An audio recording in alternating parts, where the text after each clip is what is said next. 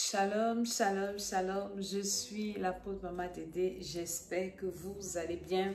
Bienvenue à notre programme, nouvelle vidéo de l'école Esther, l'école de la sagesse, de la délivrance, de la bénédiction.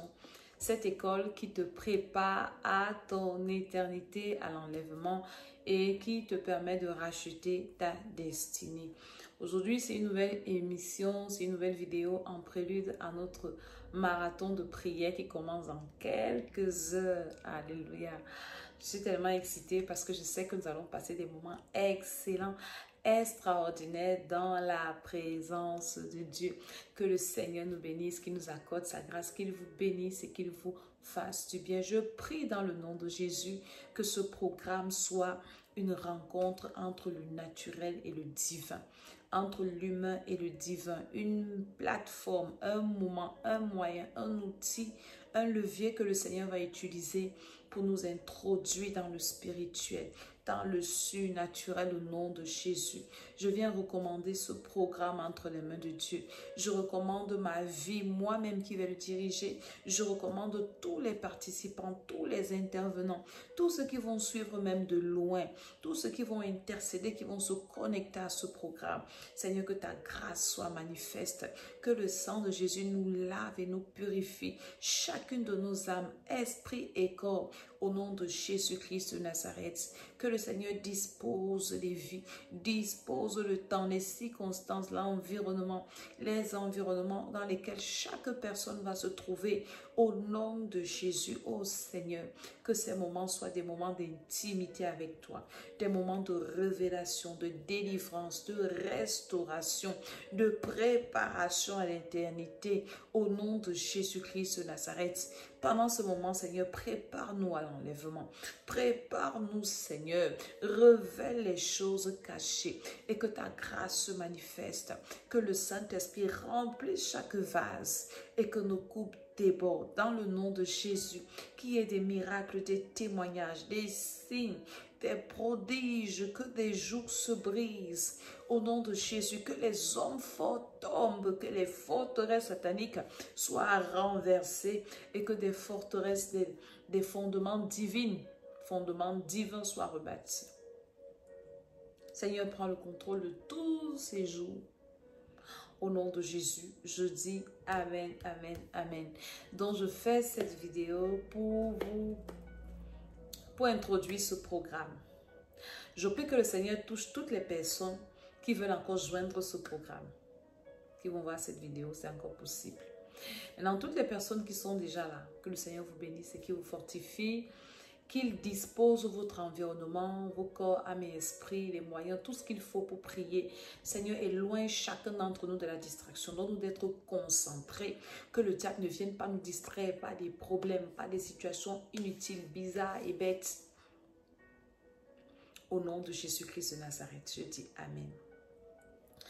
Je suis l'apôtre Maman Dédé. Pour tous ceux qui me connaissent, quand vous me voyez, vous savez que je vous parle de votre éternité et de votre destinée.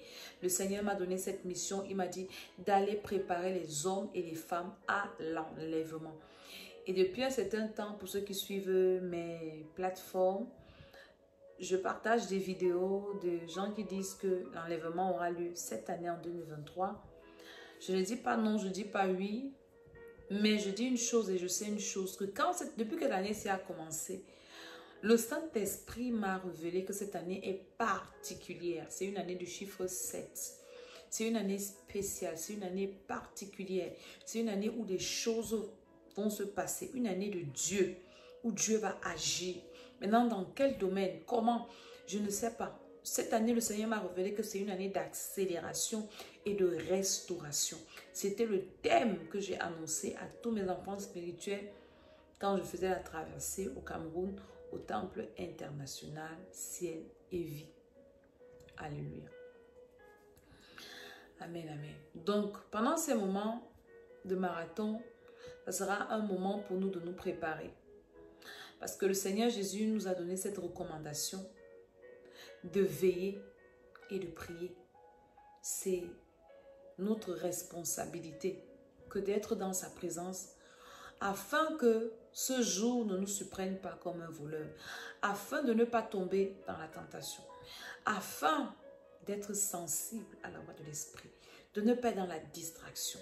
Donc nous devons veiller et prier. Et nous veillons et nous prions dans la présence de Dieu.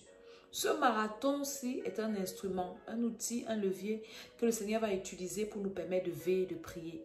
Parce que pendant les marathons, nous prions toutes les 3 heures. Nous prions à 6 heures, nous prions à 9 heures, nous prions à midi, nous prions à 15 heures, nous prions à 18 heures, nous prions à 21 heures, nous prions à minuit. Donc c'est un moment où nous ne dormons pas beaucoup, mais nous prions beaucoup. Malgré nos occupations, des parents comme moi, des mamans, papa en même temps, des gens qui travaillent. Nous travaillons, donc nous allons prier malgré nos occupations. On ne va pas arrêter tout pour prier, déjà qu'on ne peut pas le faire. On ne peut pas tout arrêter pour aller se mettre à la chambre haute. Nous avons des factures à payer, des enfants desquels il faut veiller, ainsi de suite. Nous avons des responsabilités, des activités. Donc, ce marathon t'apprend à prier même en étant en activité.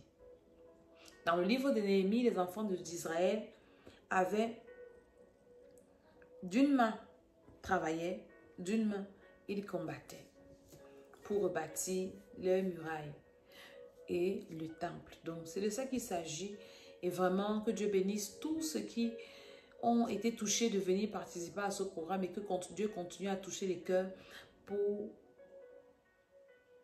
les personnes qui sont encore endurcies. Donc si Jésus revient comme il est prévu, s'il vient nous trouver dans la prière, quoi de plus beau, quoi de plus mieux. Alléluia, alléluia. Nous allons commencer ce programme avec un thème que j'aimerais partager avec toutes les personnes qui vont me suivre. Il y a une parabole dans la Bible, dans le livre de Luc. C'est Jésus qui a donné cette parabole de 2 hommes qui sont allés dans le temple pour prier. Et arrivés dans le temple, il y avait un pharisien et un publicain. Et le pharisien, quand il est arrivé, imbu de lui-même, a commencé à faire ses éloges devant le Seigneur. Il dit, oh Dieu, la tête levée vers le ciel, je te loue parce que je ne suis pas comme cet homme-là. Je jeûne 3 fois par semaine. Je donne ma dîme. Je fais tout ce qu'il faut. Je suis un homme parfait. Je fais ci, je fais ça. Et le publicain à côté, nous dit Jésus, a mis la main sur sa poitrine et n'osait pas lever sa tête. Et était en train de supplier Dieu. Il disait, oh Père, sois apaisé envers moi, pauvre pécheur. En d'autres termes, aie pitié de moi. En d'autres termes, que ta miséricorde soit mon partage. Je reconnais mes fautes et mes faiblesses. Je ne suis pas digne de me tenir devant toi, papa. Aie pitié de moi. Et Jésus te dit, qui des deux, parmi ces 2 prieurs, vont rentrer justifiés à la maison? Certainement le publicain. Je commencerai et ce soir je suis venue vous parler de ce thème-là, la miséricorde de Dieu. Oh Dieu, aie pitié de moi, sois apaisé envers moi, que ta miséricorde soit mon partage. En anglais, we say, oh Lord, have mercy. Have mercy upon me, upon my life, my children, my siblings, my family, and everything. Merci, la miséricorde. Nous allons commencer pendant ce programme à implorer la miséricorde de Dieu. En ce temps de la fin-ci, où nous attendons Jésus, où nous attendons le son de la trompette, je ne suis pas sûre que nous sommes même prêts. Qui sera même prêt? Qui est même prêt? Nous devons crier au Seigneur d'avoir pitié de nous.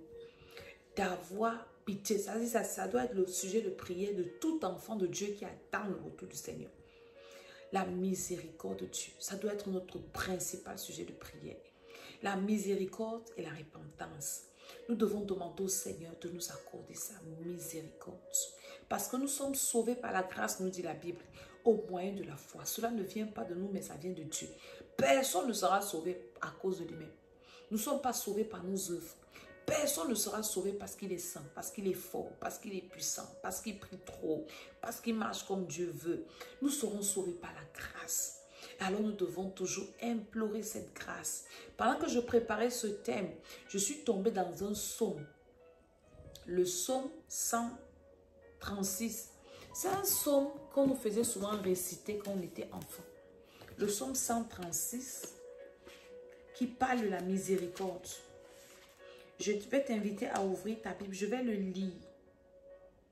Alléluia. Et pour te dire à quel moment de la vie tu dois demander à Dieu sa miséricorde. On doit demander au Seigneur la miséricorde quand, pourquoi, dans quelle situation, comment.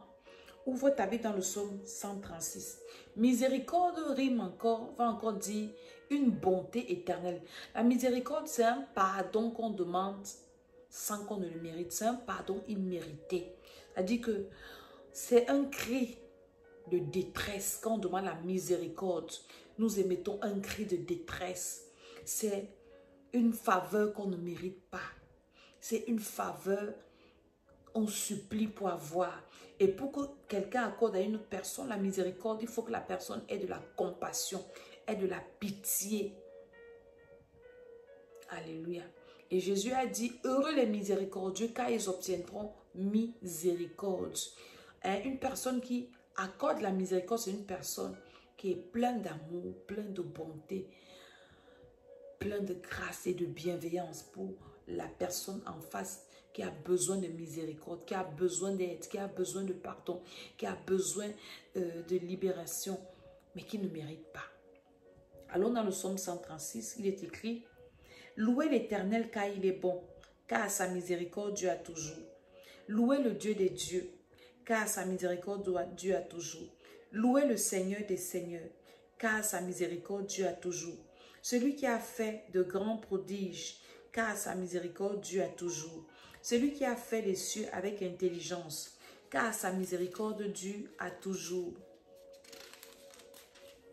Celui qui a étendu la terre sur les eaux, car sa miséricorde dure à toujours. Celui qui a fait les grands luminaires, car sa miséricorde dure à toujours. Le soleil pour présider à la lune. Là, nous sommes en train d'adorer le Seigneur. Donc Dieu a créé toutes ces choses à cause de sa bonté. Le ciel, la terre, les luminaires, parce qu'il est bon. Il n'a pas créé ça pour lui. Il a créé ça pour nous les hommes parce qu'il nous aime. Est-ce que vous comprenez? Et maintenant, à partir verset 9, la lune et les étoiles pour présider à la nuit, car sa miséricorde dure à toujours. Le soleil pour présider au jour, la lune et les étoiles pour présider à la nuit, à cause de sa bonté. Verset 10, c'est là où ça commence à m'intéresser. Celui qui frappa les Égyptiens dans leur premier-né, car sa miséricorde dure à toujours. Et fit sortir Israël du milieu d'eux, car sa miséricorde dure à toujours. Ça veut dire quoi? Ça veut dire que le Seigneur exerce sa miséricorde pour des personnes qui ont besoin de délivrance, d'être libérées de la captivité. Si tu es dans une captivité qui te dépasse, parce qu'il y a des captivités où ce n'est que Dieu seul qui peut te sortir de là. Tu n'as pas besoin d'envoyer le feu à gauche, le feu à droite. Tu as juste besoin d'implorer la miséricorde de Dieu. Il a libéré Israël à cause de sa miséricorde. Il a dit à Moïse, les cris de mon peuple, de leur servitude, de leur souffrance, sont montés jusqu'à moi. Et je suis descendu pour les délivrer. Donc le Seigneur avait vu la misère, la souffrance, la rude servitude sous laquelle les Égyptiens étaient en train de malmener son peuple. Il a eu pitié. Il est descendu les libérer. Je veux parler à quelqu'un, tu es sur une rude servitude. Tu as un problème qui te fatigue. Dans ce marathon-ci, nous allons implorer la miséricorde de Dieu. Dans cette situation, il y a des situations où on ne peut pas faire le combat spirituel. Il y a des situations où l'ennemi est plus fort que toi. Il y a des situations où ça te dépasse. Tes ennemis sont plus nombreux que toi. Tu as besoin de la miséricorde de Dieu. Israël n'avait pas de pouvoir contre les Égyptiens. Il avait juste besoin de la miséricorde de Dieu. Et par sa miséricorde, le Seigneur a frappé les premiers-nés de Pharaon, des Égyptiens, et il a libéré Israël. Que cette parole soit ton partage. Je déclare que le Seigneur, par sa grande miséricorde, se souvient de toi et te sort de cette servitude aussi, quelle que soit la servitude là où tu es, au nom de Jésus-Christ de Nazareth. Verset 12. À main forte et à bras étendu, car sa miséricorde Dieu a toujours. C'est lui qui coupa en deux la mer rouge, car sa miséricorde Dieu a toujours. Qui fit passer Israël au milieu d'elle, car sa miséricorde Dieu a toujours. Et précipita Pharaon et son armée dans la mer rouge, car sa miséricorde Dieu a toujours. C'est lui qui conduisit son peuple dans le désert, car sa miséricorde Dieu a toujours. Alléluia. Voyez la délivrance. C'est le fruit de la miséricorde de Dieu aussi. Amen, amen. Le jugement de Dieu sur nos ennemis est le fruit de la miséricorde de Dieu. Nous devons toujours implorer la miséricorde du Seigneur. Seigneur, je viens implorer ta miséricorde sur ma vie, ma famille, mes enfants. Alléluia. Verset 17. Celui qui frappa de grands rois, car sa miséricorde Dieu a toujours. Qui tua des rois puissants, car sa miséricorde Dieu a toujours. Sion, roi des Amoréens, car sa miséricorde Dieu a toujours. Et Og, roi de Basan, car sa miséricorde Dieu a toujours. Et donna leur pays en héritage, car sa miséricorde Dieu a toujours. En héritage à Israël son serviteur, car sa miséricorde Dieu a toujours. Toi qui veux que le Seigneur restaure ta vie et restaure ta destinée, tu dois implorer sa miséricorde. Ne va pas devant Dieu comme si Dieu te devait quelque chose. Dieu ne doit rien en personne. Nous devons seulement le supplier. Nous devons implorer sa miséricorde. Seigneur, restaure-moi. Seigneur, j'ai été détruit, j'ai été vendu à cause de mes parents, à cause de moi-même. J'implore ta miséricorde. Seigneur, aie pitié de ma vie. Seigneur, sauve-moi. Ta miséricorde dans ma vie, Yahweh. Ta miséricorde dans ma vie, Seigneur. Est-ce que tu écoutes comment tu dois prier? Alléluia. Celui qui se souvint de nous quand nous étions humiliés. Non. Et verset 21. Et donna leur pays en héritage, car sa miséricorde Dieu a toujours. En héritage à Israël son serviteur, car sa miséricorde Dieu a toujours. Celui qui se souvint de nous quand nous étions humiliés, car sa miséricorde Dieu est toujours, et nous délivra de nos oppresseurs, car sa miséricorde Dieu a toujours. Celui qui donne la nourriture à toute chair, car sa miséricorde Dieu a toujours. Louez le Dieu des cieux, car sa miséricorde Dieu a toujours. Tu as besoin de la miséricorde du Seigneur. Tu as besoin de cette miséricorde, que le Seigneur intervienne. Ce problème qui dure et qui perdure, c'est de la miséricorde du Seigneur dont tu as besoin. Tu as besoin de cette miséricorde. Je vous ferai des séries de vidéos sur la miséricorde du Seigneur. Alléluia. Donc je t'invite à supplier le Seigneur. Amen, amen. Et je sais que le Seigneur, il a un bon cœur. Dieu est bon. Il sera sensible à ta voix. Il a juste besoin que tu reviennes à lui. Quand tu implores sa miséricorde, tu te répands en même temps. Voilà les deux prières que nous devons faire ces jours-ci. Implorer la miséricorde du Seigneur pour notre salut d'abord, pour nos âmes. Nous devons implorer la miséricorde du Seigneur, que le Seigneur pardonne.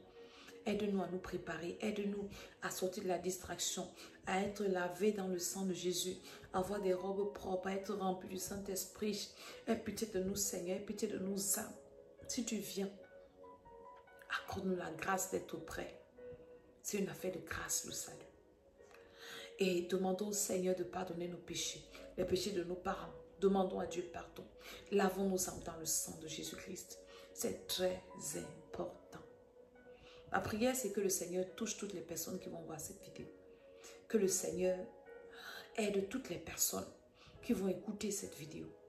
Et que ces personnes-là se détachent des choses inutiles. Seigneur, aide-nous à nous détacher de la distraction du monde. Je ne prie pas seulement pour moi, mais pour toutes les personnes qui vont me suivre, qui vont me regarder. Toutes les personnes qui sont rattachées à ma vie. Seigneur, arrache-nous de la distraction. Au nom de Jésus-Christ. Et donne-nous d'être connectés au trône de la grâce par ta miséricorde. Merci Seigneur. Au nom de Jésus-Christ. Et bienvenue à ce programme. Je dis Amen, Amen, amen. Abonnez-vous à ma chaîne YouTube, l'école d'Esther. Partagez la vidéo. Invitez massivement les gens à venir prier avec nous dans ce programme de marathon. Nous allons prier à 6 heures, 9 heures, 12 heures, 15 heures, 18 heures, 21 heures. Nous prions. Nous allons avoir des moments, 1 heure. La prière de 18 heures, c'est la prière en esprit, en langue. C'est-à-dire qu'à la prière de 18 heures, on ne prie pas avec notre intelligence. On va seulement prier en langue.